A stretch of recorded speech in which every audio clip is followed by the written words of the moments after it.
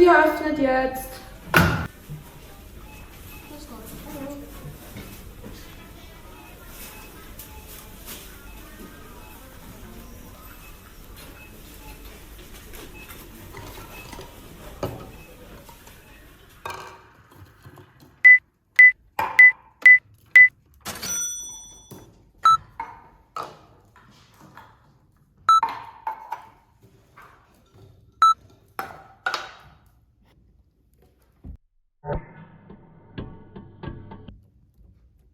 Warten Sie, da ist doch Palmöl drinnen. Wissen Sie nicht, wie schädlich das für die Umwelt ist? Nein, warum denn das?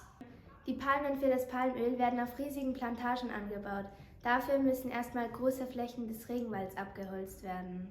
Viele Tiere verlieren dadurch ihren Lebensraum. Auch die Arbeitsbedingungen rund um die Gewinnung von Palmöl sind kritisch.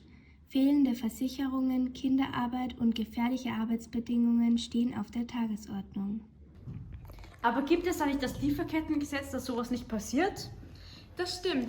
Es verpflichtet Unternehmen dazu, Umweltstandards und Menschenrechte zu berücksichtigen. Leider ist auch das nicht perfekt. Und wie kann man verhindern, dass man Produkte mit Palmöl kauft? Es gibt auch viele Alternativen ohne Palmöl.